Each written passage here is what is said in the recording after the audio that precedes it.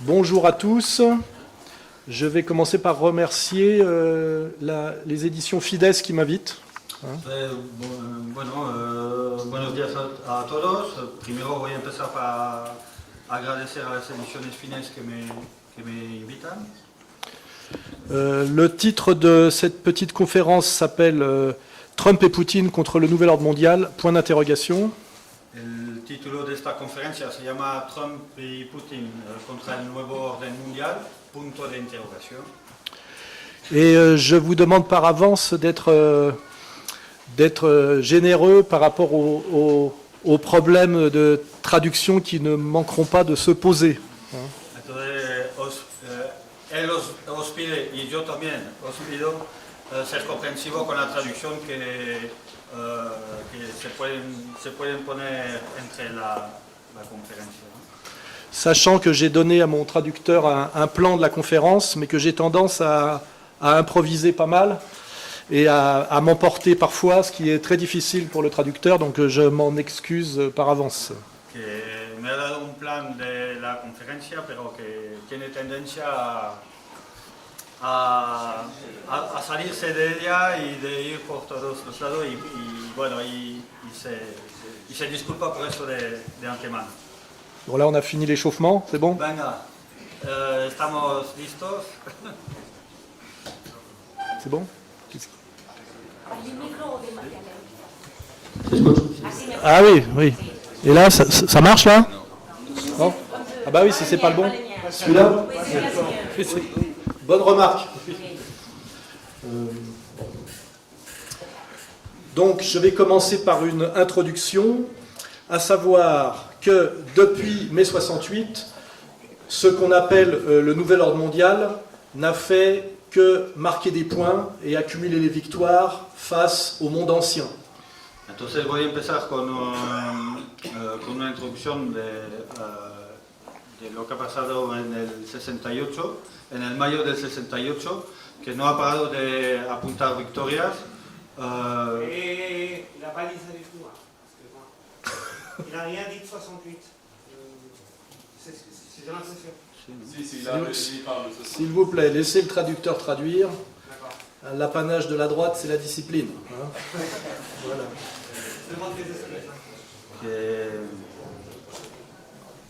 Bueno, sí, el 68. Je reprends. Depuis mai 68... Excusez-moi. Oui, évitez ce genre d'intervention, s'il vous plaît. Depuis mai 68, le nouvel ordre mondial ne fait qu'accumuler des victoires face à ce qu'on appelle le monde ancien. Desde el mayo de 68 no paran de acumular victorias sobre el mundo antiguo.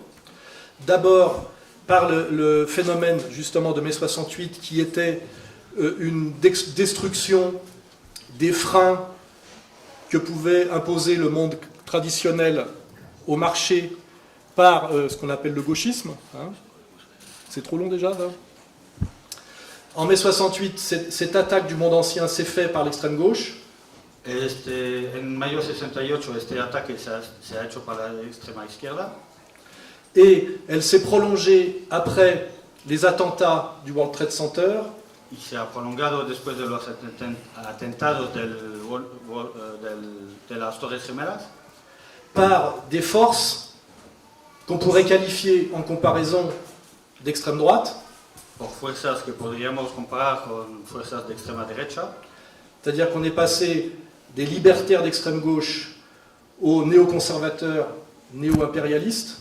Es decir, que hemos pasado de los libertarios de extrema izquierda a los nuevos conservadores.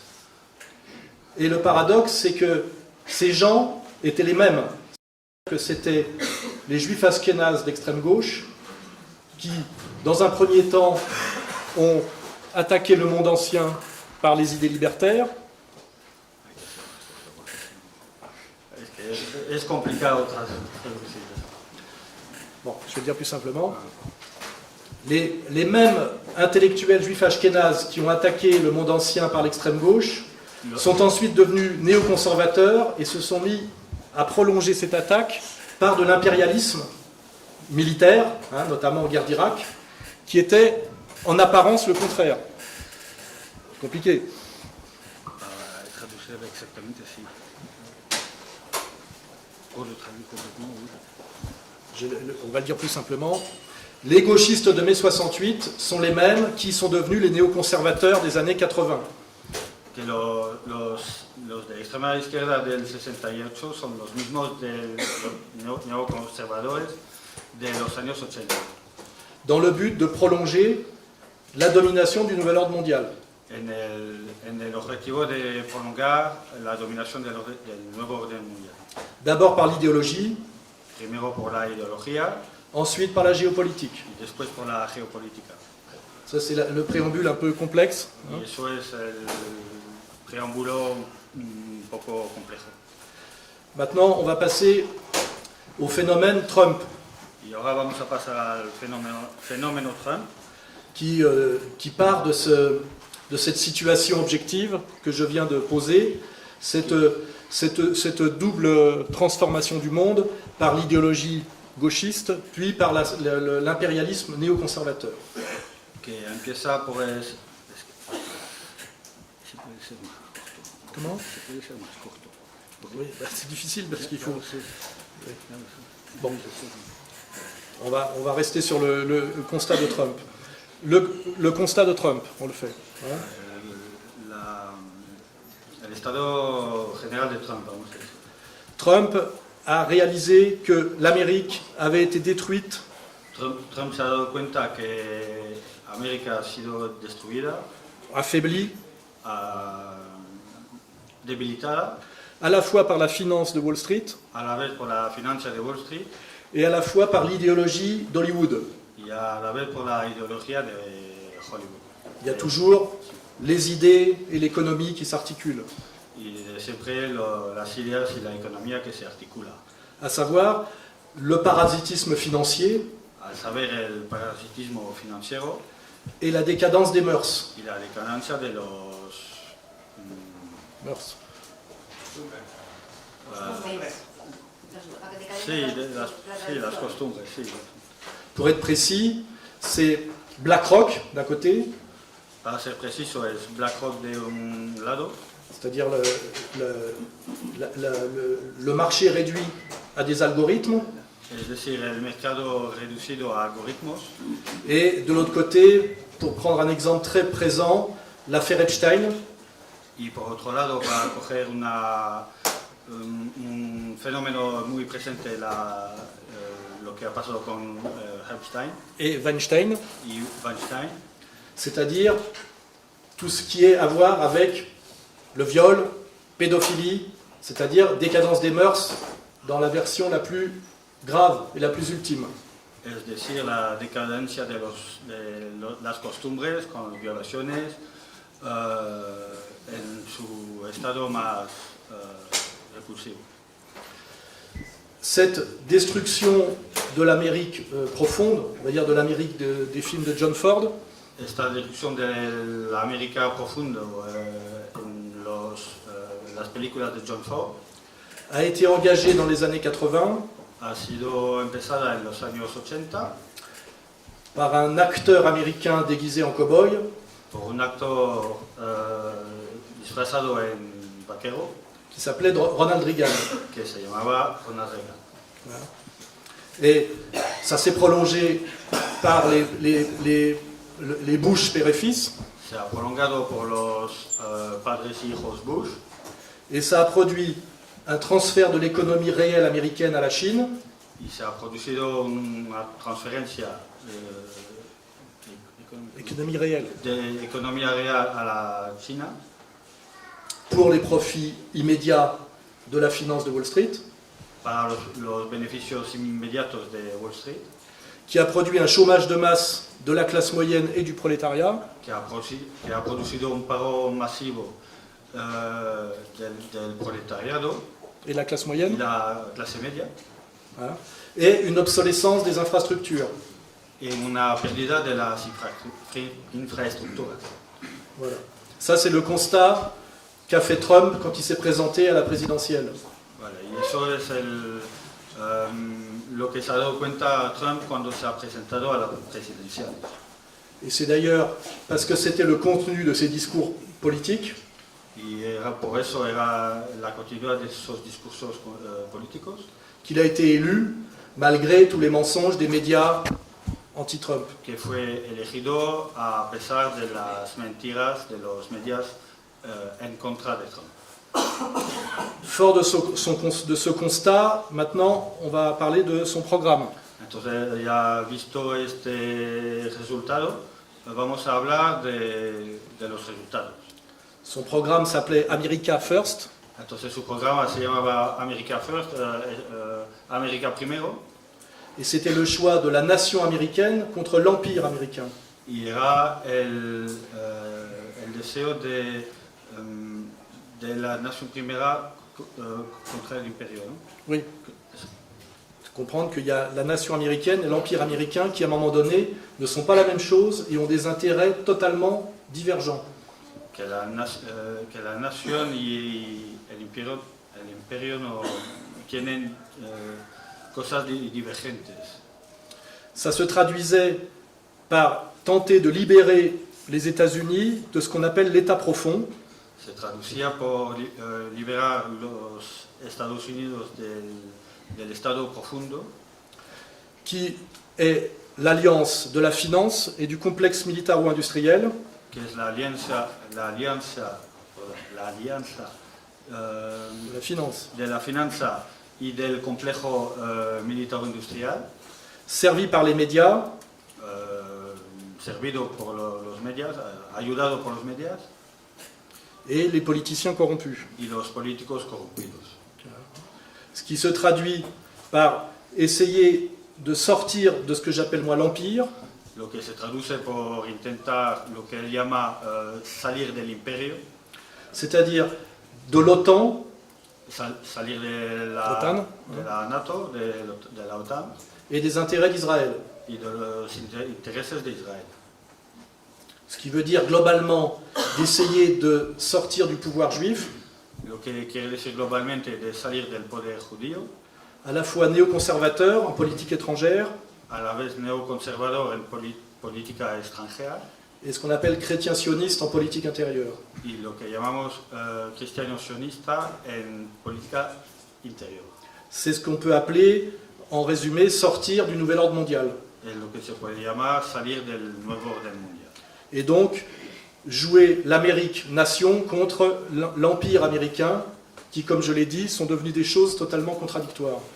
Es decir, Jouer la nation américaine jugar la nación americana contre l'empire, contra el imperio contre l'empire américain. contra el imperio americano. C'est l'idée importante à comprendre, c'est que à un moment donné de l'histoire, l'impérialisme américain devient totalement contraire aux intérêts de l'Amérique intérieure. C'est ça l'idée importante qui a fait la candidature de Trump et son arrivée au pouvoir. Es lo que hay que entender, la diferencia entre Nation américaine la nación americana como tal y et l'impérialisme américain. el imperialismo americano, lo que ha hecho que Trump ha emergido. C'est ce qu'on a appelé en politique américaine la victoire de l'alt-right, Es lo que se ha llamado en política americana la victoria del alt-right face à l'hégémonie du Parti démocrate, frente a la hegemonía del Partido Democrático, qui était incarné par Hillary Clinton, que era encarnado por Hillary Clinton, et cet alt-right qui n'est pas non plus strictement les républicains. y ese alt-right que no es totalmente representado por el movimiento republicano. D'où les difficultés de Trump, qui est à la fois combattu par les démocrates et peu soutenu par les républicains. De ahí los problemas de Trump, que está combatido por los demócratas y poco respaldado por los républicains. Voilà. Alors après ce constat et cette stratégie politique, on peut aborder la méthode Trump. Y después de este resultado podemos, bueno, de esta estrategia y resultado político, podemos abordar la estrategia Trump. Alors c'est ce que nous on a appelé la stratégie du fou. Entonces es lo que nosotros hemos llamado la estrategia del loco, C'est-à-dire de se faire, d'être pris pour un imbécile par les élites américaines, es decir, haber querido ser cogido como un loco por las élites americanas, ce qu'ont bien fait tous les médias, lo que, les médias occidentaux, lo que han hecho todos los medios occidentales, et par rapport au peuple américain, fonctionner selon les critères de la modernité et de la vulgarité médiatique. y según la gente americana ha funcionado por la mediocridad democrática. Ce qui conduit à une ambiguïté par rapport à l'image de Trump, Lo que conduce a una ambigüedad sobre la imagen de Trump. Beaucoup de gens le prennent pour quelqu'un d'incohérent, à la limite du ridicule, alors que quand on a le recul par rapport à ce qu'il fait depuis son élection, on voit qu'il y a une très grande cohérence en réalité stratégique. Lo que hace que, bueno, la gente le toma por incoherente y etcétera, y al final cuando se ve a lo largo plazo se ve que es verdad que hay una coherencia estratégica en su manera de hacer las cosas. Un des points forts de cette stratégie a été, comme on le dit en français, de rouler les Israéliens dans la farine. Uno de sus estrategias ha sido, como se dice en francés, les rouler dans la farine. ¿Cómo voy a traducir esto? Pues a engañarles, ¿no? Il l'a fait de deux façons, en s'appuyant sur son gendre Kushner, qui a donc épousé sa fille et qui est un Israélien militant. Hacerlo de dos maneras, que el hijo, ¿no? C'est son gendre, Le gendre, le mari de sa fille. sí, el yerno, que se ha casado con su hija. Et en concédant un symbole qui était le transfert de l'ambassade des États-Unis de Tel Aviv à Jérusalem, ce qui veut dire qu'il reconnaissait Jérusalem comme capitale d'Israël, ce qui est un symbole très fort. Y dando un símbolo como pues, cambiar la embajada de Israel de Tel Aviv a Jérusalem. de Tel Aviv a Jérusalem, que es un símbolo muy fuerte. Mais comme souvent, les symboles sont là pour cacher que dans le réel, on ne fait pas grand-chose. L'idée qu'il faut toujours garder à l'esprit en politique. Pero como muchas veces los símbolos están ahí para esconder una cosa que está por detrás. On fait dans le symbolique ce qu'on ne fait pas dans le réel. C'est une des méthodes de la manipulation politique. Se hace en lo simbólico lo que no se hace en lo real. Es una de las maneras de los engaños políticos. Déjà avec son gendre et cet acte symbolique, les Israéliens l'ont pris pour un des leurs. Ya con el tema de su yerno y de ese acto simbólico, pues los israelíes lo han tomado por uno de los suyos. D'autant plus que dans le même temps, il a cassé tous les accords que Obama avait passés avec l'Iran. Y a la vez que en el mismo tiempo ha roto todos los acuerdos que Obama había pasado con Irán.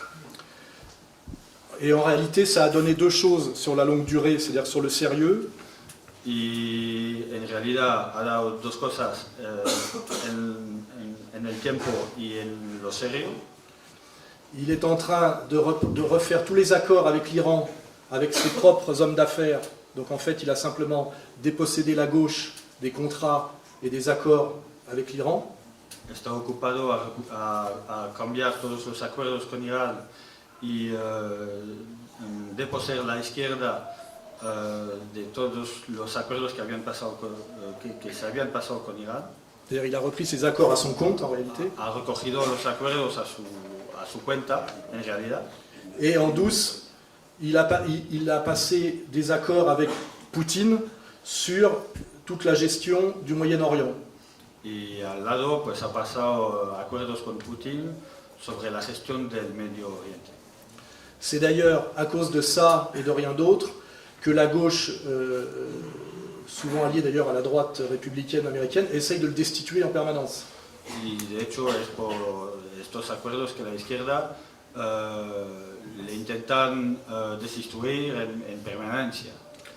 Ils disent que c'est parce qu'il aurait bénéficié au niveau électoral d'aide des Russes, mais en réalité, c'est parce que les néoconservateurs se sont rendus compte qu'ils ne suivaient plus le calendrier impérial au Moyen-Orient. Entonces, con el tema de Irán, pues Ils veulent le destituer en disant qu'il a bénéficié d'aide au niveau électoral de Poutine, mais en vérité, c'est parce qu'il ne respecte pas, grâce à ses accords avec Poutine, le calendrier impérial au Moyen-Orient. que como ha pasado acuerdos con Putin, le quieren destituir siempre por eso, porque no respeta el calendario político que se habían fijado ahí en Medio Oriente. Grâce à cette stratégie assez fine, il a bénéficié de 2 ans, on va dire, d'absence de visibilité par ses ennemis. Gracias a esta estrategia ha beneficiado de un par de años de libertad frente a sus enemigos. Et aujourd'hui seulement, les sionistes le traitent d'ennemi. Mais il a gagné le temps qu'il fallait pour être en bonne position pour sa réélection. Y hoy en día, pues, con ese par de años, pues ha ganado el tiempo para estar listo para estas elecciones. Grâce à ces réseaux qu'on connaît, nous, à travers ce qu'on appelle le projet Quanon, Gracias a estos vínculos, voy a decir, ces réseaux de soutien, sí, a los medios que les ayuda, ha conseguido pues en plus de ce combat contre on va dire la puissance sioniste, il a aussi terriblement affaibli la gauche culturelle américaine. entonces ha conseguido debilitar la izquierda americana. On est toujours sur les 2 piliers libertaires mai 68 et politique impériale après le 11 septembre. C'est toujours ces 2 piliers qui combattent en réalité. Néoconservateurs et ce qu'on appelle marxistes culturels, qui sont dans les 2 cas des juifs ashkénazes, qui sont en fait les 2 faces d'une même médaille. C'est ce qu'il faut comprendre profondément sur la longue durée.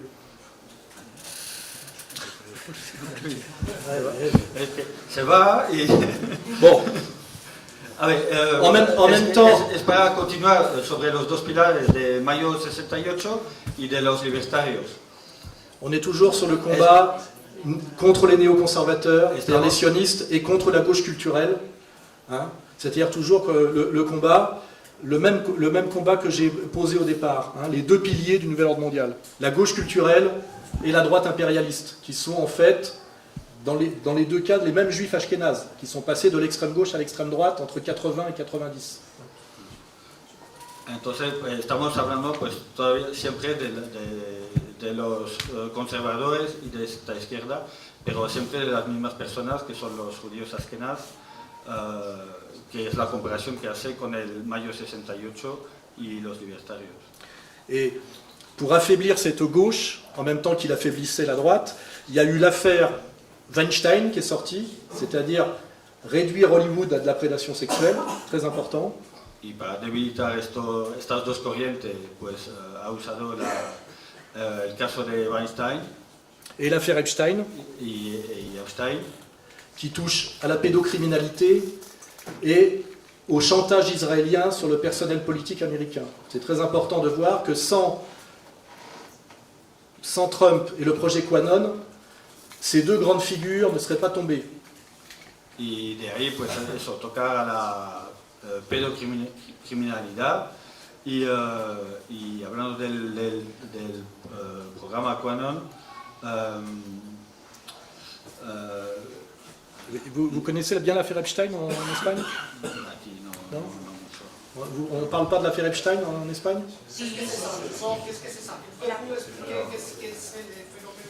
L'affaire Epstein, c'est de la prédation sexuelle à grande échelle qui sert à faire chanter les hommes politiques américains en les impliquant dans des viols de mineurs. C'est clair. Lo que ha pasado con Epstein es... Epstein era un millonario, que sí, que ya se ha suicidado como por casualidad. Bueno, y que ha sido una manera de poder corrompir a algunos políticos en historias de pedofilia. Entonces, este señor invitaba a gente a su mansión, tenía una isla, y los invitaba ahí, y invitaba a chicas muy jóvenes, y bueno, las violaban y todo esto. Et Epstein, qui a été assassiné ou suicidé, on ne sait pas trop, était un agent israélien, et de le faire tomber a dévoilé au grand public la façon dont Israël dominait les décisions politiques américaines par du chantage sexuel. C'est très important. Y Epstein, pues que era un agente israelí, con la salida de esto en la prensa, ha sido la prueba que el mundo de Israel hace un chantaje sobre los políticos americanos vía esta manera para mandar Israël en las decisiones americanas. Donc pour conclure cette première partie, fort du constat que l'Amérique avait été affaiblie par l'idéologie gauchiste et par l'impérialisme militaire qui n'était que dans l'intérêt d'Israël, Entonces, para concluir esta parte, l'Amérique avait été affaiblie. que América ha sido Affaiblie debilitada par le gauchisme culturel por el izquierdismo cultural et l'impérialisme y israélien, el imperialismo israelí, il a réussi à affaiblir ces deux piliers fondamentaux du nouvel ordre mondial. ha conseguido debilitar a estos dos pilares del orden mundial. C'est ça le constat qu'il faut faire des 2 années de gouvernance de Trump, quand on a le recul pour comprendre quelle était sa stratégie et ce qu'il a réellement fait. Voilà. Es el resultado que hay que dar a estos 2 años de Trump para entender su estrategia. Ce qui fait de lui un très très grand stratège politique en réalité, très courageux et très cohérent. Lo que hace de él un gran estrategia valioso. Valioso no. Courageux et cohérent. Sí, valioso no. Valiente y coherente. Dont le principal souci est de ne pas être assassiné comme Kennedy. Y la principal preocupación es de no ser asesinado como Kennedy. Ce qui le conduit à manger tous les soirs seul dans sa chambre des hamburgers qui se fait livrer à chaque fois par un magasin différent. Ce qui prouve à quel point il a confiance dans la cuisine de la Maison Blanche. Lo que le hace hacer comer hamburguesas en su habitación solo, pidiéndole a casa de hamburguesas distintas, lo que da la confianza que da a la cocina de la Casa Blanca. Alors, quand on dit que Trump est un traître allié à la Russie de Poutine, Cuando decimos que Trump es un traidor aliado a la Rusia de Putin, c'est comme souvent, la réalité est exactement l'inverse. Es como muchas veces la realidad es lo contrario. Trump a compris que en s'opposant violemment et inutilement à la Russie de Poutine, Trump ha entendido que oponiendo directamente y violamente a la Rusia de Putin, comme le faisaient ses prédécesseurs, como lo hacían sus predecesores, il poussait à une alliance Chine-Russie empujaba una alianza China-Rusia qui constituerait une hyperpuissance économique et militaire que podría constituir una potencia económica y militar contre les États-Unis, contre lesquels les États-Unis ne pourraient pas lutter. contra la cual los Estados Unidos no podrían luchar. Donc la stratégie, on va dire, neutre par rapport à la Russie, a pour but chez Trump de protéger la puissance américaine, alors que ses prédécesseurs poussaient la Russie dans les bras de la Chine, et ce qui poussait à constituer une hyperpuissance russo-chinoise bien plus dangereuse pour l'Amérique. Ça pour démontrer qu'en fait, Trump, dans sa position avec la Russie, est un patriote, a une vision de patriote américain et pas de traître.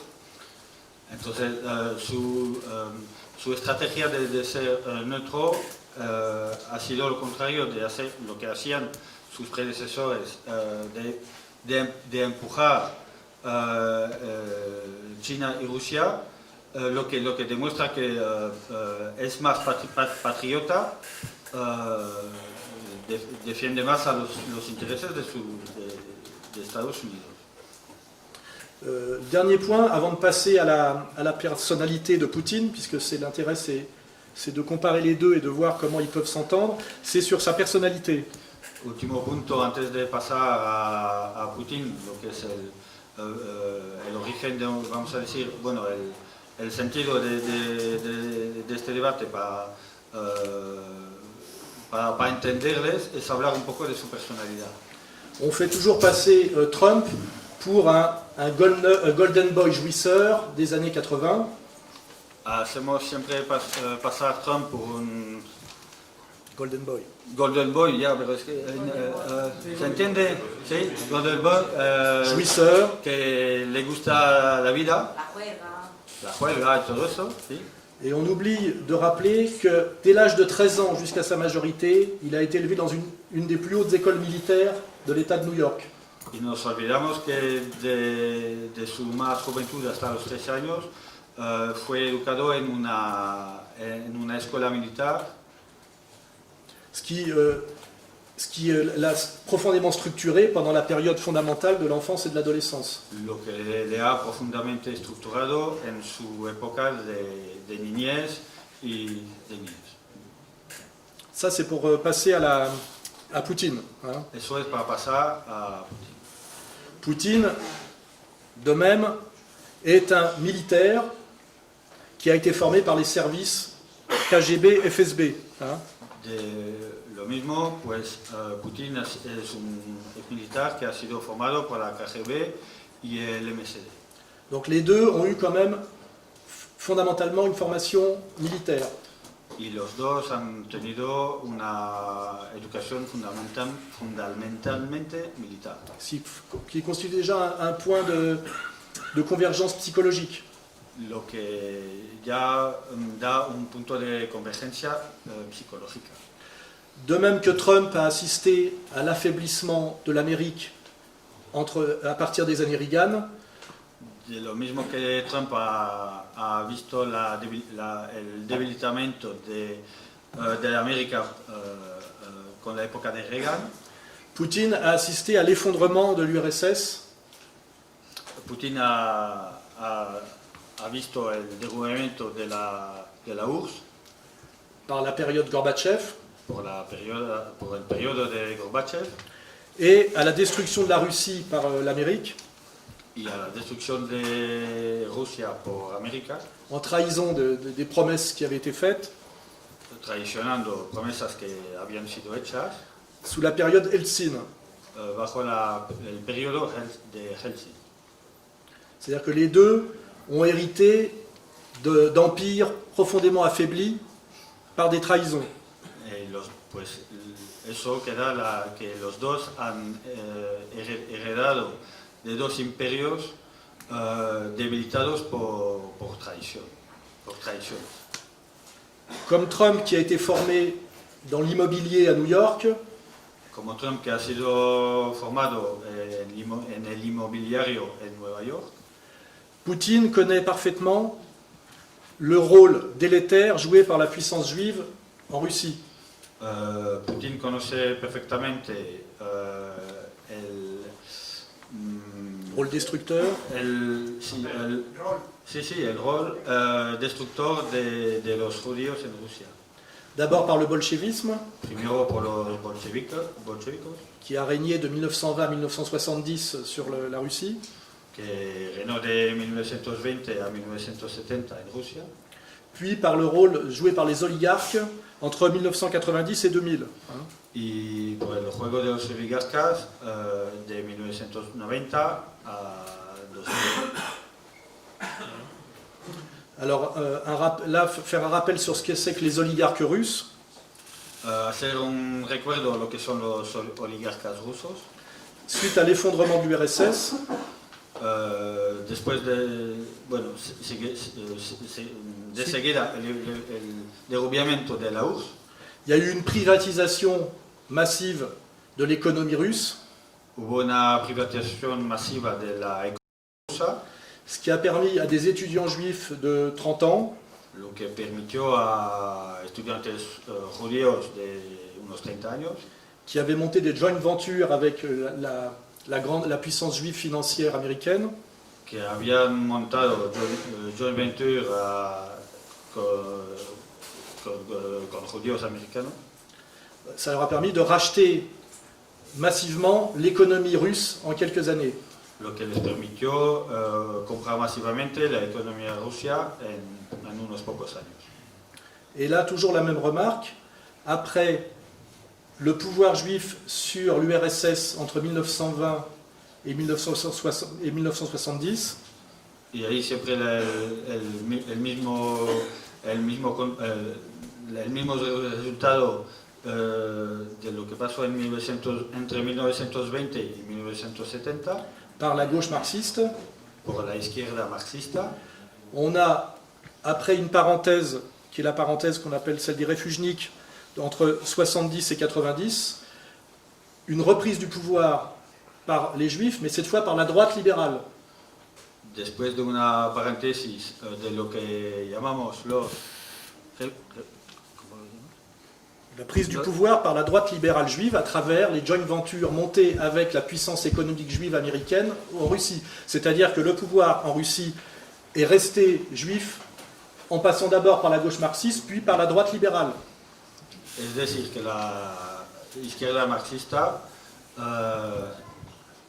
se quedó con la izquierda por la derecha liberal, con la derecha liberal. C'est l'idée constante qui renvoie à mon introduction, où à la fois on a une domination qui se fait par la gauche, avec que ce soit la gauche culturelle ou la gauche économique, c'est les juifs marxistes, et qui se fait ensuite par la droite libérale ou néoconservatrice, en fait pour maintenir le pouvoir de la même communauté. Entonces, es el resultado de, por un lado, pues la izquierda y la derecha marxista, la izquierda marxista y la derecha, que son las mismas personas que van en el mismo sentido. C'est-à-dire que pour les gens qui comprennent les choses trop simplement, ils ont l'impression qu'on change radicalement de politique en passant de gauche à droite, alors qu'en réalité, ce sont des gens qui se maintiennent au pouvoir en changeant radicalement de positionnement pour ne pas le perdre, justement. Et c'est ce qui s'est passé aux États-Unis, c'est ce qui s'est passé en Russie, et c'est ce qui se passe en ce moment en France, avec le passage, pour ceux qui connaissent la France, par exemple, de Bernard-Henri Lévy à Éric Zemmour. Entonces, c'est l'idée la plus importante en politique à comprendre, c'est comment des gens se maintiennent au pouvoir par des alternances fonctionnelles, c'est-à-dire en inversant totalement leur discours du jour au lendemain, quand ce discours est usé et que plus personne n'en veut. Voilà. Ce ne sont pas d'autres qui prennent le pouvoir, ce sont les mêmes qui changent leur discours instantanément et radicalement. Et ceux qui font ça systématiquement dans l'histoire depuis 2500 ans, parce qu'ils ont cette capacité incroyable, c'est toujours les mêmes. C'est clair? Voilà.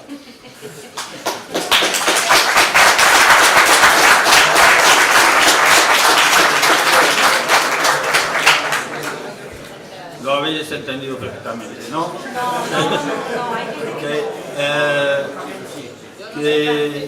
Que sean de izquierda o de derecha,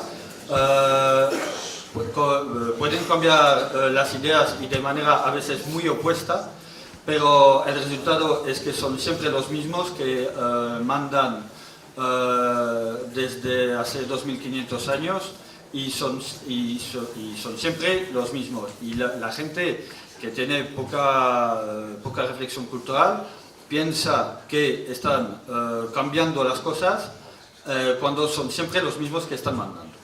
Pasa esto en Francia con Bernard-Henri Lévy y Éric Zemmour.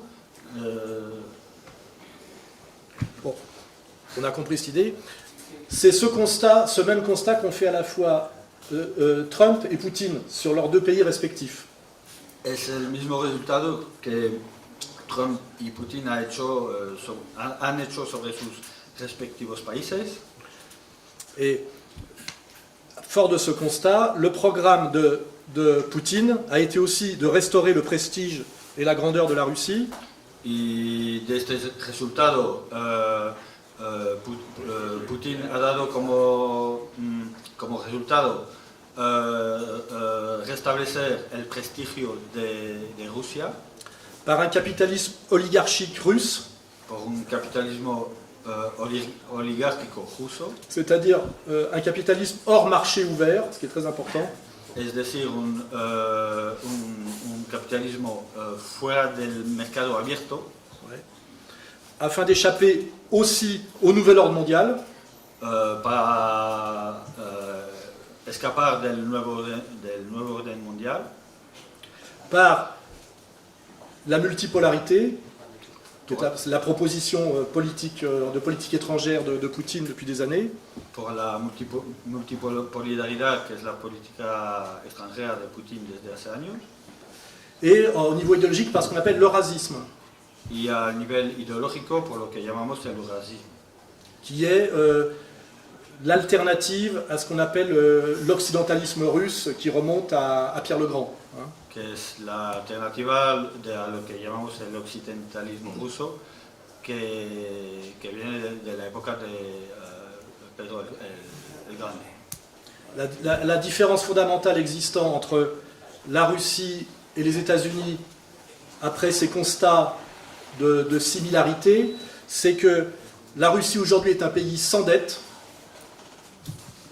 El resultado después de esto es darse cuenta que Rusia es un país sin deuda, Alors que les États-Unis sont le pays le plus endetté du monde.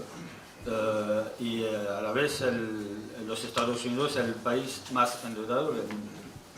Après, c'est comment Poutine est arrivé au pouvoir, parce qu'il y a une sorte de mystère sur la prise du pouvoir par Poutine. Y después es ver cómo Putin ha llegado al poder, que hay una mística sobre cómo llegó Putin al poder. Car je rappelle que c'était un petit agent du FSB qui se retrouve aujourd'hui le grand maître de la Russie. Et peu de gens sont capables d'expliquer comment ça s'est passé. Porque hay que darse cuenta que era un pequeño agente de la FSB y hoy en día es el presidente de Rusia y hay poca gente que se lo puede explicar. C'est une analyse à moi que j'ai fait valider par les plus hautes instances russes. Eso es un análisis suyo que hizo avalar por las más para las altas esferas rusas. Sí. Dans la période Eltsine, En el periodo Eltsine, les oligarques russes, los oligarcos rusos, qui étaient, comme je l'ai dit, des juifs liés à la puissance juive américaine, como ya lo he dicho, que eran judíos liados con los judíos americanos, ont pris le contrôle de la totalité de l'économie russe par les privatisations. Cogieron la totalidad de la economía rusa por la privatización. Ce qui a correspondu à un effondrement et une destruction de l'État russe. Lo que ha hecho pues un derrumbamiento de la economía rusa. Et à la prolifération de bandes armées prédatrices, presque toujours issues de l'armée et de la police, qui, n'ayant plus d'argent pour vivre, se sont muées en bandes de gangsters. Y la proliferación de bandas, muchas viniendo del lado militar, que los ha convertido en gángsters. Dès lors, le problème des oligarques qui avaient volé la richesse russe était d'assurer leur sécurité par rapport à des prédateurs qui se mettaient à les attaquer, ce qui est un phénomène classique dans les effondrements. De ahí que se tenían que hacer proteger por los mismos que les atacaban, que es una cosa clásica, ¿no? Oui, c'est sécuriser ses prédations. Hein. C'est asegurar sus predaciones. Et c'est là que Poutine a été appelé à Saint-Pétersbourg comme auxiliaire des oligarques qui avaient le contrôle des forces du FSB et qui pouvaient donc, dans un premier temps, sécuriser par des forces militaires et de police les prédations des oligarques. C'est comme ça qu'il a mis le pied à l'étrier, on dit. Entonces,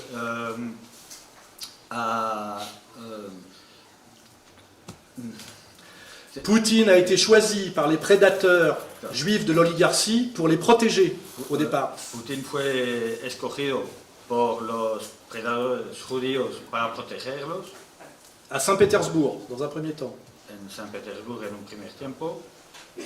Et il y a le moment fondamental de la bascule, c'est quand les oligarques qui avaient le pouvoir économique lui ont donné le pouvoir politique. Y es cuando en ese momento los oligarcos le han dado los poderes para pasar a lo político. À leur service, parce qu'il avait le pouvoir militaire. A su servicio porque ya tenía el poder militar. Et c'est là où Poutine s'est révélé un grand patriote. Y es ahí en ese momento que Putin se ha revelado un gran patriota. C'est ce qu'on appelle la dialectique du chéquier et du fusil. Es lo que se llama la política del tablero y del fusil. No sé cómo se puede traducir. Il a réuni les oligarques. Ah, Et tout ça est filmé, hein, vous pouvez le voir sur Internet. Hein. Il a réuni les oligarques. ha reunido los oligarcas, está grabado, esto ya se puede comprobar. Et il leur a dit, maintenant c'est moi le patron. Y les ha dicho, ahora soy yo el jefe. Là, Khodorkovsky, qui était le plus puissant des oligarques à travers la firme pétrolière Yukos, La Khodorkovsky que era el poder más grande de la petrolera, ¿cómo se llama? Yukos, Yukos. lui a dit, tu n'es que notre employé. Les ha dicho, tú solo eres nuestro empleado. Il l'a fait arrêter le lendemain matin à 8h du matin et il l'a envoyé en Sibérie. Le ha hecho arrestar al día siguiente a las 8 de la mañana y le mandó a Siberia. Pour trahison, escroquerie, etc. etc. Por traición, escroquería y demás. Et pour que ça serve d'exemple aux autres, Y para que sirva de ejemplo a los demás, il lui a mis 8 ans de plus de peine de prison pour attouchement homosexuel dans les douches. le ha metido 8 años más de cárcel por tocamientos en las duchas. Homosexuales en las duchas. Comprenez bien ce moment fondamental de la politique, de ce qu'on appelle la dialectique du chéquier et du fusil. Hein, le chéquier achète le fusil, mais le chéquier achète le fusil, mais le chéquier ne peut pas grand-chose si le fusil lui tire dessus. Parce qu'on peut tout faire avec un chéquier, sauf arrêter les balles. Hein. Entonces, entender bien esto de el tablero y el fusil. El que está bien tener el tablero, pero con el fusil el tablero no va a hacer nada, no puede parar las balas. Et le travail de Poutine depuis, qui est au pouvoir depuis 20 ans, a été progressivement de désenjuiver l'oligarchie capitaliste russe, en mettant à la place des patriotes russes proches de lui. Y lo que ha hecho Putin desde hace 20 años es quitar esta oligarquía judía para poner a patriotas más cercanos a él. Ça fait encore un point commun entre Trump et Poutine. Les deux, chacun à leur manière, ont roulé les juifs dans la farine. Es lo que hace otro punto en común entre Putin y Trump. Han conseguido a engañar a los judíos. Trump, on le rappelle, en jouant sur son gendre et sur le transfert de la capitale de Tel Aviv à Jérusalem, ça c'était la stratégie de Trump. Celle de Poutine a été de se rapprocher des Loubavitch russes, c'est-à-dire des religieux juifs, en leur rappelant que la plus grande erreur des juifs avait été de faire de la politique au moment du bolchevisme, et qu'il fallait qu'il reste des religieux et qu'ils ne se mêlent pas de politique. On a à ce niveau-là, sur Internet, tous les discours et les dialogues de Poutine qui montrent ce cheminement. C'est important, vous pouvez le vérifier sur Internet. Donc l'un s'est servi de son gendre et d'un symbole qui était l'ambassade des États-Unis à Jérusalem. L'autre s'est servi de son lien avec les Loubavitch russes, mais qui sont des religieux. Ils ont à chaque fois joué un double jeu, essayé de se libérer de la puissance juive, tout en faisant en sorte que les juifs ne s'en rendent pas trop compte, voilà, par des alliances sur des points précis. Entonces hay que hacer la relación de lo que ha hecho Trump con su gobierno, con lo de la embajada ahí en Israel, y Putin, de quitarse los Lubavitch, que eran religiosos, y al final de engañarlos. Voilà. Et si on veut voir encore un autre point commun, la stratégie après de Poutine a été, par ce qu'on appelle la stratégie des S-300 et des S-400, de sauver la Syrie, qui était décrétée de mort par l'État d'Israël, de protéger l'Iran, et de faire en sorte, en réalité, que Israël perde sa suprématie dans la région, qui était essentiellement une stratégie militaire aérienne, par ce qu'on appelle le dôme de fer, et la puissance de son aviation. Entonces, pues lo que ha hecho poniendo los 300 y los 400, pues es ayudar a Siria a proteger a Irán y a quitar el dominio aéreo con el domo de hierro con los misiles estos que tienen los israelíes, por su intervención a poner los 300, 400. Et cette convergence qu'on découvre seulement maintenant de manière claire entre Poutine et Trump sur le Moyen-Orient, et ce qui met fin d'une certaine manière à la marche en avant du nouvel ordre mondial, qui était la mise en place du redécoupage du Moyen-Orient, et aussi le projet du Grand Israël. Y esta convergencia que vemos ahora, pues entre Trump y Putin, de lo que están haciendo en Siria, para contrarrestar el recortamiento del Gran Israel que querían hacer los israelíes ahí en la región, ¿no?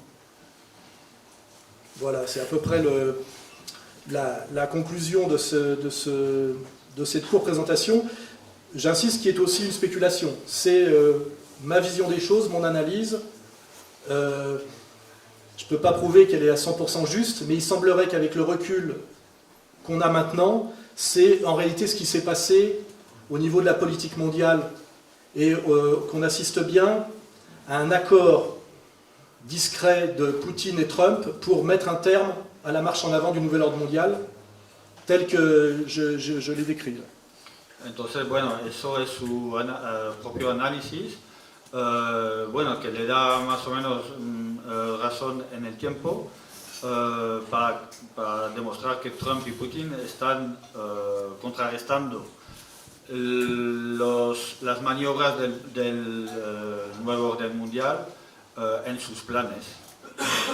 Et qui se traduit en général par, là ça renvoie à mon livre Comprendre l'Empire, demain la gouvernance globale ou la révolte des nations, qui est, on va dire, plutôt une poussée actuelle de nationalisme américain, nationalisme russe, contre une stratégie de ce qu'on appelle gouvernement mondial, hein, qui aurait fonctionné sur l'effacement de la nation américaine et l'effacement de la nation russe. Voilà.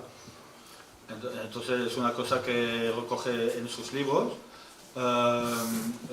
que demuestra pues, este movimiento de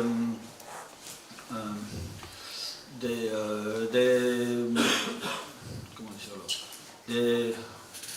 Qu'est-ce que tu cherches comme mot? Eliminación. Pasmado, eliminación. Sí, c'est pas élimination, c'est affaiblissement. On sent qu'en ce moment, dans le rapport de force mondialisme-nationalisme, on a, grâce au nationalisme de Poutine et au nationalisme de Trump, une alliance qui fait que pour la première fois depuis, on va dire, le 11 septembre 2001, les forces néo-nationales semblent reprendre la main par rapport aux forces impériales mondialistes.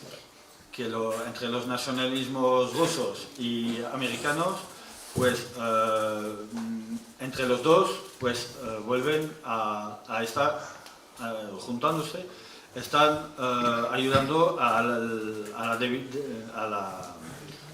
debilitamiento del nuevo orden mundial.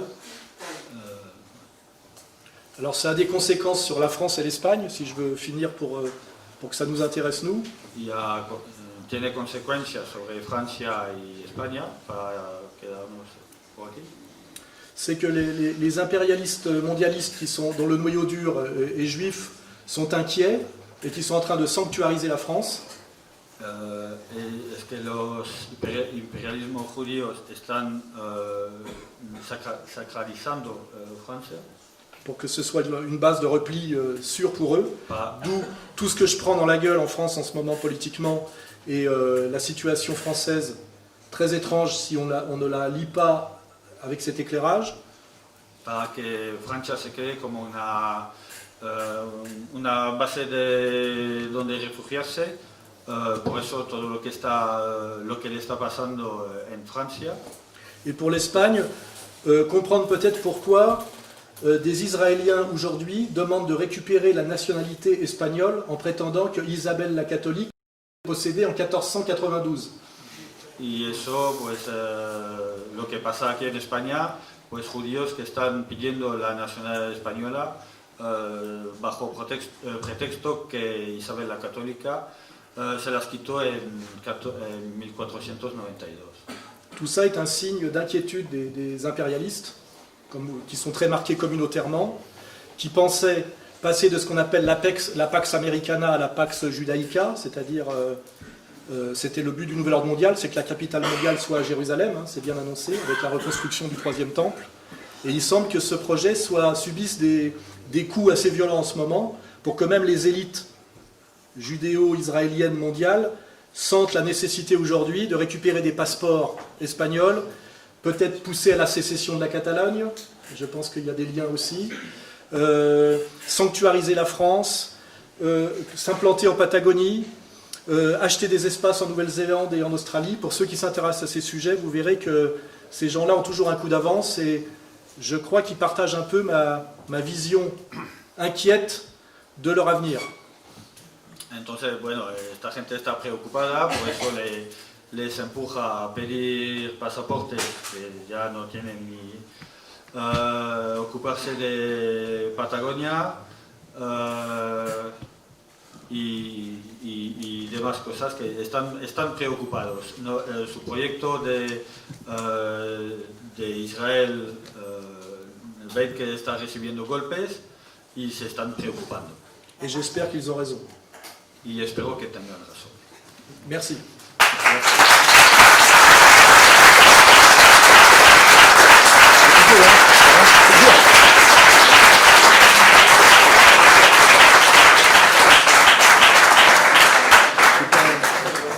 ce qui est prévu. Je ne sais pas s'il est prévu des questions-réponses. Qu'est-ce qui est prévu? Ahí, a ver, ¿está previsto? Parce que ce sujet pose beaucoup de questions, évidemment. Bonjour, je vais parler en français et après je vais traduire. Je voudrais savoir quelle est son opinion personnelle sur la situation de la Russie et peut-elle être une âme montée en français, un défi pour l'impérialisme américain. Y la deuxième question, la primera pregunta es ¿qué piensa, cuál es su opinión personal sobre Rusia, si puede amenazar el imperialismo americano? Y la deuxième question que je vais vous poser, c'est une question un petit peu personnelle, d'accord? Je vais aussi faire ces questions. Comment on peut appartenir au Parti communiste de la France y après être rapporté avec les PAN. Merci beaucoup. Y la segunda pregunta es cómo se puede pertenecer al Partido Comunista y después relacionado con el PAN. Sur la première partie, ce qui est intéressant, c'est pas que Poutine résiste à l'impérialisme américain, parce que ça, on voit qu'il le fait depuis qu'il a pris le pouvoir. C'est qu'aujourd'hui, il est aidé en partie par Trump, qui lui-même est un nationaliste américain, qui cherche à se désengager de l'impérialisme américain, qui a coûté très cher à sa nation et à son peuple. On le voit par son discours sur l'OTAN, on le voit par son discours sur le Moyen-Orient, la Syrie, etc.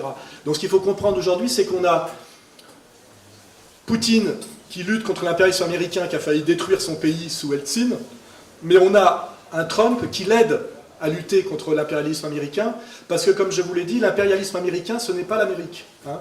C'est un impérialisme qui se sert de la puissance américaine pour des buts qui, in fine, ne sont plus du tout américains et le sont de moins en moins. En réalité, ils l'ont pu l'être à une époque, mais on voit qu'ils le sont de moins en moins. Et je dis, Trump a marqué le moment où une certaine élite américaine a vraiment compris que l'impérialisme américain devenait complètement contraire à l'intérêt profond de l'Amérique. Hein. Vous voyez, c'est ça le moment. Ça, c'est la réponse à la première question. D'où ma conférence. Ce qui est intéressant aujourd'hui, c'est cette alliance Trump-Poutine qui permet d'espérer une résistance puissante au nouvel ordre mondial.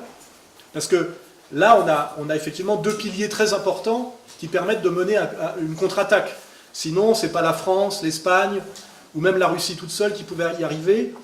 Et on a pu croire à un moment donné que la configuration, c'était Chine-Russie contre États-Unis, avant Trump. Mais avec Trump, c'est devenu plus subtil et plus complexe, hein, puisque là, on redéfinit presque quelque chose d'un triangle de nations puissantes et non pas une lutte de deux blocs. Et moi, mon sujet aujourd'hui, c'est ça. C'est pas pour rien que les impérialistes américains essayent de destituer Trump en disant qu'il est un agent russe. En fait, ils essayent de le destituer parce qu'il mène un combat nationaliste américain contre une stratégie impériale qui n'est plus dans l'intérêt du peuple américain. C'est ça le sujet de la discussion. Je ne sais pas si... Bueno, básicamente lo que he entendido es que, a la pregunta de eso, él lo que dice es que hay una alianza entre Putin y Trump que para reforzar el orden mundial es básicamente lo que él ha dicho y para reforzar, sí, una alianza mundial y que Para luchar contra el nuevo... Para luchar contra... Y antes de que apareciera Trump, digamos que el eje era China-Rusia y al haber aparecido ahora Trump, pues el orden, la estrategia de Putin ha cambiado un poco en el sentido de forjar a Rusia. La deuxième question, c'était comment on peut avoir été communiste puis devenir proche du Front National. Tous les grands fascistes sérieux viennent des couches populaires quand ils sont vraiment sérieux et pas de la bourgeoisie. Vous voyez ?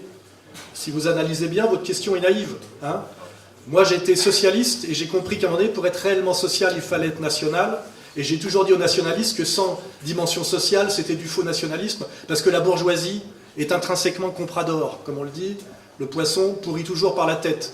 Que vous lisiez Primo de Rivera, que vous étudiez la jeunesse de Mussolini, ou les discours des SA, ils disent tous effectivement qu'avec un militant social, on peut faire un bon fasciste, avec un bourgeois, jamais. Vous voyez? Je pense que j'ai répondu à votre question.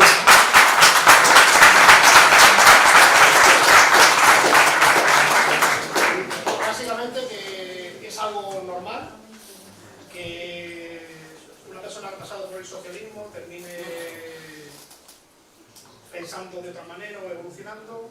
Ha mencionado el ejemplo de Primo de Rivera, otras personalidades, y es algo bastante normal. En fait, je suis national et social, parce qu'il n'y a pas de social sans le national, et qu'il n'y a pas de national sans le social, en réalité, si on est sérieux. Donc, comme je l'ai dit souvent en France, ça m'a valu des ennuis, je suis un national-socialiste français. Ça veut dire que je ne suis pas allemand, donc je n'ai pas les problèmes des Allemands. Es un nacional socialista francés y eso no quiere decir que sea alemán. Parce que les Allemands avaient un problème d'espace vital qui nécessitait une vision raciale pour justifier un expansionnisme à l'Est. La France est un pays sous-peuplé, riche, qui pour être à la fois social et national n'a pas besoin de déclarer une guerre raciale. Donc c'est toute la différence.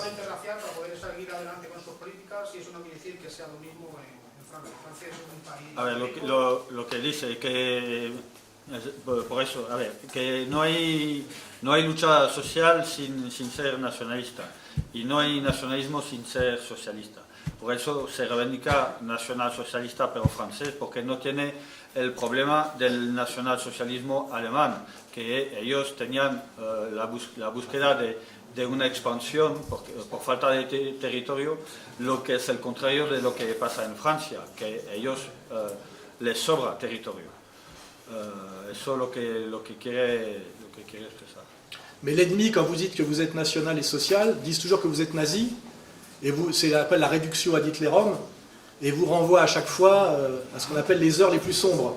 Mais moi, comme je suis né en 58 et que je viens du Parti communiste, je n'ai pas ce genre de culpabilité et de problème. Mais l'ennemi qui n'a pas de réponse sérieuse à nous donner, vous traite toujours de nazi à un moment ou à un autre. Hein. Quel nationaliste sérieux n'a pas été traité de nazi à un moment ou à un autre? C'est presque le label du sérieux. Hein. Voilà. Tant que vous n'avez pas été traité de nazi, c'est que vous n'avez pas fait le travail. Lo que dice que el enemigo, tarde o temprano, bueno, si habéis hecho bien el trabajo, os tratará de nazi.